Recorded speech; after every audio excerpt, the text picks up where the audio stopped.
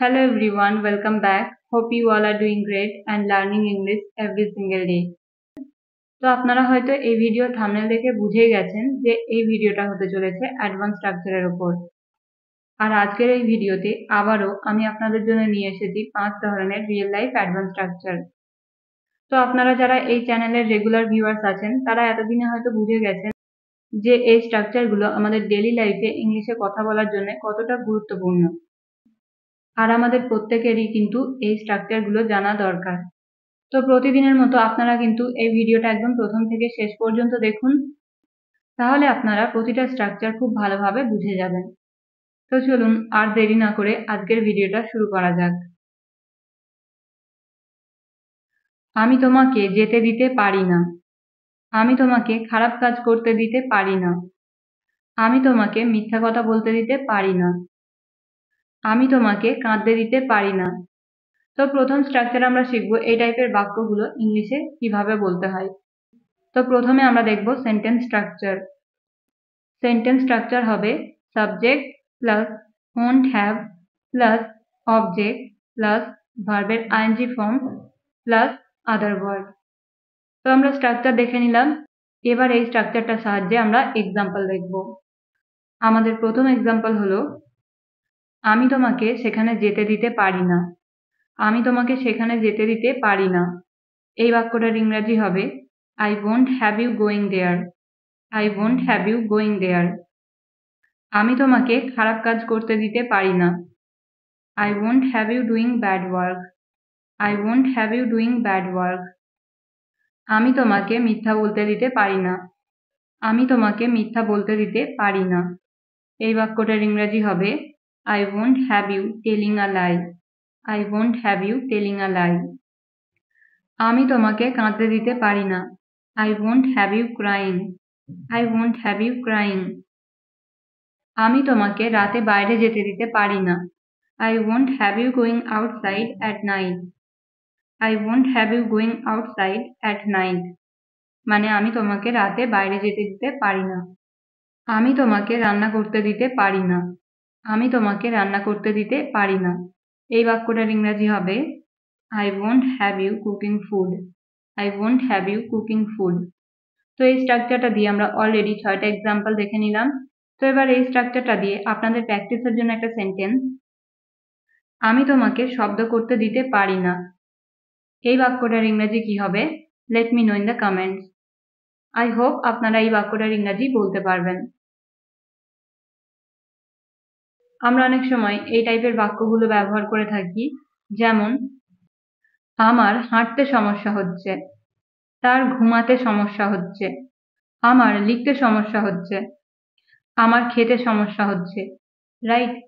এই ধরনের বাক্যগুলো কিন্তু আমরা আমাদের ডেইলি লাইফে অনেক বেশি ব্যবহার করে থাকি। তো চলুন এবার শেখা যাক তাহলে এই টাইপের বাক্যগুলো আমরা ইংলিশে কিভাবে বলবো। এই প্রতিটা বাক্যে আপনারা যে জিনিসটা কমন দেখতে পাচ্ছেন সেটা হলো সমস্যা হচ্ছে, কোনো কাজ করতে সমস্যা হচ্ছে। তো এই যে সমস্যা হওয়া, এই কথাটা ইংলিশে বলতে হলে আমাদের বলতে হবে হ্যাভিং প্রবলেম, বা আমরা বলতে পারি having trouble. Having trouble, right? তো এই টাইপের সেন্টেন্সগুলো ইংলিশে বলতে হলে সেন্টেন্স স্ট্রাকচার হবে subject plus be verb plus having problem অথবা having trouble plus other word. তো এবার আমরা আরো ভালোভাবে বোঝার জন্য আমরা দেখব এক্সাম্পল। প্রথম এক্সাম্পল হলো আমার হাঁটতে সমস্যা হচ্ছে। আমার হাঁটতে সমস্যা হচ্ছে। এই বাক্যটার ইংরাজি হবে I am having problem with walk. I am having problem with walk.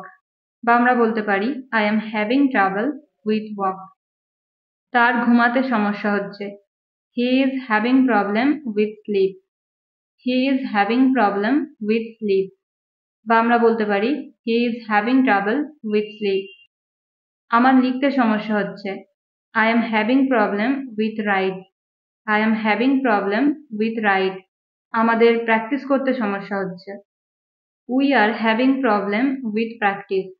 We are having problem with practice. পরের এক্সাম্পল, আমাদের একে অপরের সাথে কথা বলতে সমস্যা হচ্ছে। We are having problem with talk to each other. We are having problem with talk to each other. আমার ল্যাপটপটি নিয়ে সমস্যা হচ্ছে। I am having problem with my laptop. I am having problem with my laptop. এবার এই স্ট্রাকচারটা থেকে আপনাদের প্র্যাকটিসের জন্য একটা সেন্টেন্স, আমার কথা বলতে সমস্যা হচ্ছে। এই বাক্যটার ইংরেজি কি হবে আপনারা কমেন্টে লিখে জানাবেন। তো চলুন এবার দেখা যাক 3 নাম্বার স্ট্রাকচার। আমি সেখানে না গিয়ে থাকতে পারলাম না। আমি তাকে জিজ্ঞাসা না করে থাকতে পারলাম না। সে এখানে না এসে থাকতে পারলো না। আমরা ঝগড়া না করে থাকতে পারলাম না। সো ফ্রেন্ডস, আমাদের কখনো কখনো এই টাইপের বাক্যগুলোও বলার প্রয়োজন হয়। তো এই প্রতিটা সেন্টেন্সে আমরা যে জিনিসটা কমন দেখতে পাচ্ছি সেটা হলো সাবজেক্ট মানে কর্তা কোনো কাজ না করে থাকতে পারলো না। কোনো কাজ না করে থাকতে পারলো না। এই কথাটা ইংলিশে বলতে হলে আমাদের বলতে হবে could not but. Could not but. তো এই টাইপের বাক্যগুলো ইংলিশে বলতে হলে কমপ্লিট সেন্টেন্স স্ট্রাকচার হবে subject plus could not but plus verb plus other word. তো চলুন এবার এই স্ট্রাকচারটা দিয়ে বেশ কয়েকটা এক্সাম্পল দেখা যাক, তাহলে আপনারা আরো ভালোভাবে বুঝে যাবেন যে এই বাক্যগুলো ইংলিশে কিভাবে বলতে হয়। প্রথম এক্সাম্পল হলো আমি সেখানে না গিয়ে থাকতে পারলাম না। আমি সেখানে না গিয়ে থাকতে পারলাম না। এই বাক্যটার ইংরেজি হবে I could not but go there. I could not but go there. আমি তাকে জিজ্ঞাসা না করে থাকতে পারলাম না। I could not but ask him. I could not but ask him. সে না এসে থাকতে পারল না। She could not but come. She could not but come. Rahul আমাকে সাহায্য না করে থাকতে পারল না। Rahul could not but help me. Rahul could not but help me. মানে রাহুল আমাকে সাহায্য না করে থাকতে পারল না। আমরা তার সাথে ঝগড়া না করে থাকতে পারলাম না। We could not but quarrel with him. We could not but quarrel with him. আমি অন্যায়ের প্রতিবাদ না করে থাকতে পারলাম না। I could not but protest against injustice. I could not but protest against injustice. তো আপনারা দেখলেন যে এই স্ট্রাকচারটার মাধ্যমে কত সহজে আমরা এই ধরনের বাক্যগুলো ইংলিশে বলতে পারি। সো আই হোপ আজকের পর থেকে আপনাদের এই টাইপের বাক্যগুলো ইংলিশে বলতে হলে কোনো রকম সমস্যা হবে না। তো এবার একটা বাক্যের ইংরেজি আপনারা বলবেন। বাক্যটা হলো রিমি না হেসে থাকতে পারলো না। রিমি না হেসে থাকতে পারলো না। এই বাক্যটার ইংরেজি কি হবে আপনারা কমেন্টে লিখে জানান। সো অলরেডি আমরা 3 ধরনের স্ট্রাকচার দেখে নিলাম। তো চলুন এবার দেখা যাক নেক্সট স্ট্রাকচার। ইংরেজি শিখলে কেমন হয়? এখন কফি খেলে কেমন হয়? আজ ঘুরতে গেলে কেমন হয়? এখন যদি আমরা আইসক্রিম খাই তাহলে কেমন হয়? সো ফ্রেন্ডস, আপনারা এই প্রতিটা বাক্যে যে জিনিসটা কমন দেখলেন সেটা হলো কেমন হয়। সো এই যে কেমন হয় এই কথাটা ইংলিশে বলতে হলে আমাদের বলতে হবে হাউ অ্যাবাউট। How about. তো এই টাইপের বাক্যগুলো বলতে হলে কমপ্লিট সেন্টেন্স স্ট্রাকচার হবে হাউ অ্যাবাউট প্লাস ভার্বের আইএনজি ফর্ম প্লাস অবজেক্ট। তো আমরা স্ট্রাকচার দেখে নিলাম। এবার এই স্ট্রাকচারটা দিয়ে আমরা দেখব কয়েকটা এক্সাম্পল। প্রথম এক্সাম্পল হলো ইংরেজি শিখলে কেমন হয়? ইংরেজি শিখলে কেমন হয়? এই বাক্যটার ইংরেজি হবে how about learning English.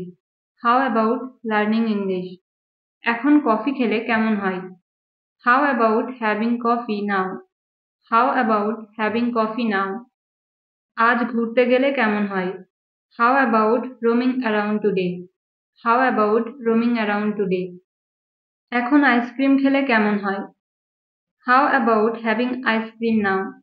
How about having ice cream now. Next example, আজ বিরিয়ানি রান্না করলে কেমন হয়? আজ বিরিয়ানি রান্না করলে কেমন হয়? এই বাক্যটার ইংরেজি হবে how about cooking biryani today. How about cooking biryani today. তাদের ইনভাইট করলে কেমন হয়?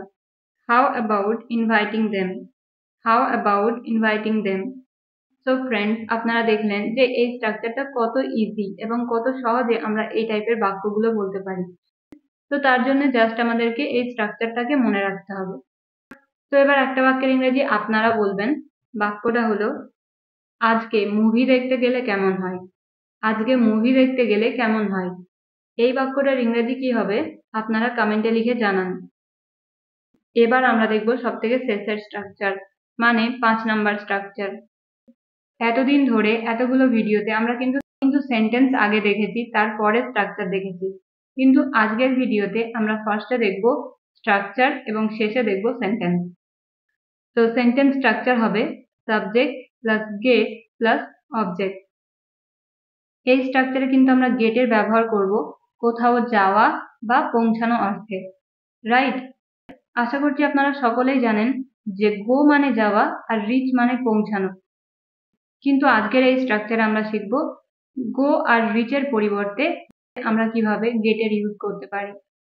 ওকে, তো চলুন এবার এক্সাম্পল দেখা যাক, তাহলে আপনারা আরো ভালোভাবে বুঝে যাবেন। তুমি কিভাবে স্কুলে যাও? তুমি কিভাবে স্কুলে যাও? এই বাক্যটার ইংরেজি আমরা নর্মালি বলতে পারি how do you go to school? How do you go to school, right? But যেহেতু এটা অ্যাডভান্স স্ট্রাকচার, সেই কারণে আমরা এই বাক্যটা বলবো how do you get to school? How do you get to school? পরের এক্সাম্পল, তুমি এখানে কখন পৌঁছাবে? তুমি এখানে কখন পৌঁছাবে? তো এই বাক্যটা আমরা বলে থাকি when will you reach here? when will you reach here? কিন্তু আমরা যদি একটু অ্যাডভান্স লেভেলে বলি তাহলে বলবো when will you get here? when will you get here? পরের এক্সাম্পল, আমি প্রতিদিন বাজারে যাই। আমি প্রতিদিন বাজারে যাই। এই বাক্যটার ইংরেজি হবে I get to the market every day. I get to the market every day.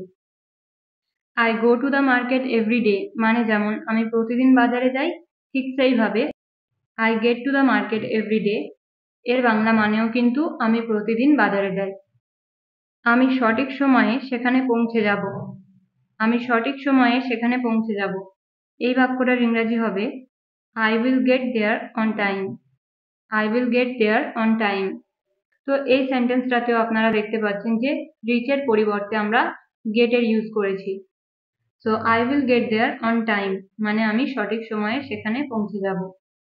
আশা করছি আমি আপনাদের বোঝাতে পারছি যে এই সেন্টেন্সগুলো আপনারা কিভাবে বলবেন। তো চলুন এই স্ট্রাকচারটা দিয়ে আরো একটা এক্সাম্পল দেখা যাক। আমি কিভাবে স্টেশনে পৌঁছাতে পারি? আমি কিভাবে স্টেশনে পৌঁছাতে পারি মানে আমরা কাউকে প্রশ্ন করছি, রাইট? তো এই বাক্যটার ইংরেজি হবে how can I get to the station? How can I get to the station মানে আমি কিভাবে স্টেশনে পৌঁছাতে পারি।